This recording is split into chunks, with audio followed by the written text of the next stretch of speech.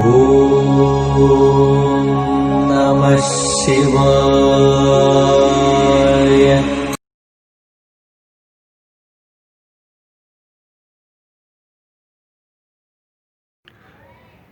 नमस्कार मित्रों, ये जो आप पत्ती देख रहे हो, ये लाल डंडी जो आप देख रहे हो, ये है कसौंदी।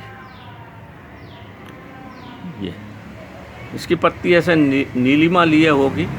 ये है काली कसौंदी। एक और बड़ी कसौंदी होती है। कसौंदी में भी 3-4 प्रकार की होती है।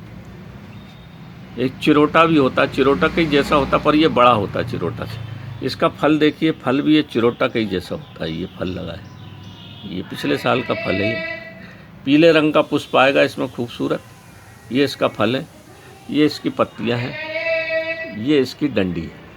डंडी इसकी ऐसी कत्थई रंग की रहेगी। ये है काली कसौंदी। इसमें एक छोटी काली कसौंदी भी आती है जो बिल्कुल 1 फीट की रहेगी, वो और तीव्र मानी जाती है। इसके बारे में ऐसा कहा गया है आयुर्वेद में, पात कसौंदी विष हरे फूल रतौंदी जाए। फल से बाग डरात है और जड़ से कंचन हो जाए। मतलब इसकी किसी भी प्रकार का कीड़ा आपको काट लिया हो, खास करके कन खजूरा, उसका विष अंदर चला जाता है और बड़ी मुश्किल से हटता है। इसको घर में लगा के रखना चाहिए। इसकी 4-5 पत्ती आप उसको 2-3 दिन खिला दीजिए, चाहे बिच्छू का जहर हो, बरैया का जहर हो, सांप का जहर हो, कन खजूरा का, किसी भी प्रकार का विष को हरने वाली है ये। आपके शरीर में अगर कोई ऐसी चीज़ खा ली हो, पारा खा लिया हो, कोई विषाक्त पदार्थ आपने खा लिया हो, इसकी पत्ती का रस या इसकी पत्ती का चूर्ण सुखा के आप उसको 15 दिन खिला दीजिए, आधा चम्मच। समूल विष शरीर से मलमूत्र के माध्यम से बाहर निकल जाएगा।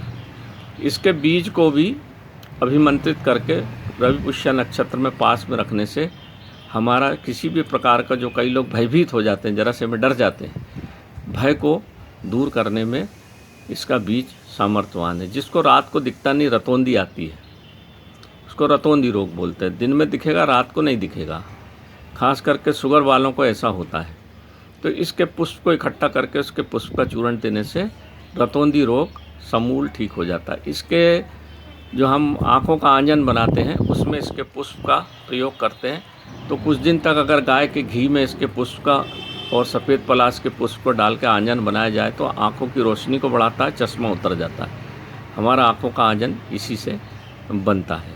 इसी प्रकार से ये रक्त को शोधित करती है। इसकी पत्ती रक्त पित्त को ठीक करती है। इसकी पत्ती बवासीर रोग में अच्छा काम करती है। बहुत सारी चीज़ों में काली कसौंदी बहुत पुरातन समय से हमारे आयुर्वेद में उपयोग होती चली आ रही है।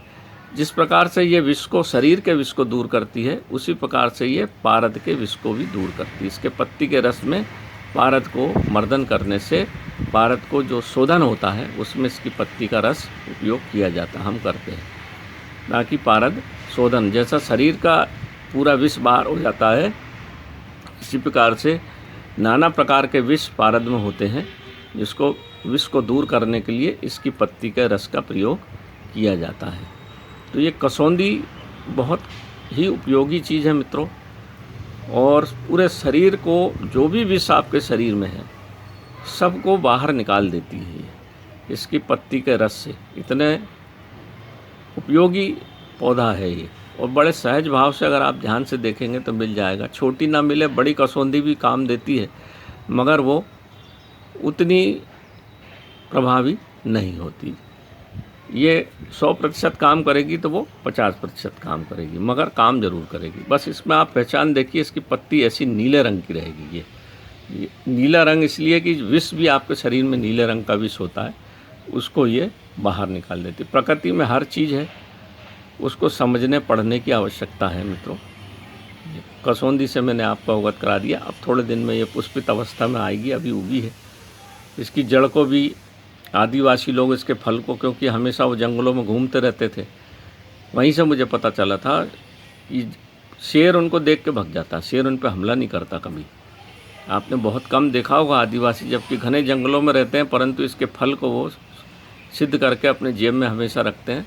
कभी उन पर बाघ हमला नहीं करता। हम लोग भी इसको जेब में रखते थे, हर वन रक्षक के पास मिल जाएगा ये। कभी किसी फॉरेस्ट वाले को कोई बात हो जाए, दुर्घटना बस हो जाए तो हो जाए, नहीं तो अधिकांशतः घने जंगलों में काम करने पर भी वो हमारे ऊपर हमला नहीं करता है। तो देख लें मित्रों, ये इतने काम की औषधि है। इसकी जड़ को सिद्ध करके तावीज़ में डाल के अपने गले में रखने से जो अचानक बच्चे लोग घबरा जाते हैं, जग जाते हैं और चिल्लाने लगते हैं, रोने लगते हैं, इसके बीज को और इसके जड़ को तावीज़ में डाल के अगर गले में बांधा जाए तो ये भयमुक्त हो जाते हैं। दूसरी बात मैं आपको बताऊं, कुत्ते का जहर, किसी को पागल कुत्ते ने काट लिया हो तो इसके बीज को, जैसा ये फल है ना, इसके बीज को अपने पास रख लीजिए और 2 बीज को बारीक पीस के गुड़ में मिला के गोली बना के उसको खिला दीजिए। 1 गोली सुबह 1 गोली शाम, ऐसा 3 दिन तक खिला दें तो कुत्ते का विष भी उतर जाता है। बंदर का, कुत्ते का, सियार का, सब में रेबीज होता है। तो ये रेबीज जहर को ख़त्म करने में, पर तुरंत ही खिलाना चाहिए, काटा उसके 24 घंटे के अंदर अंदर, नहीं तो फिर ये काम नहीं करती।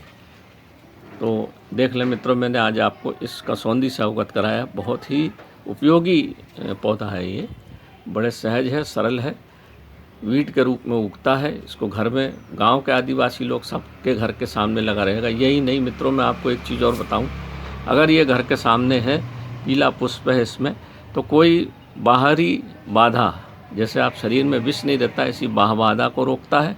घर में धन लक्ष्मी का सदैव वास रहता है। ऐसा इसलिए आपको गांव के घरों में ये बाहर आप ठीक से देखेंगे तो दरवाजे पे ज़रूर मिलेगा। तो नमस्कार मित्रों, मैं पंडित अखिल शुक्ल, जय मां काल आयुर्वेद, अपनी बात को यहीं समाप्त करता हूँ।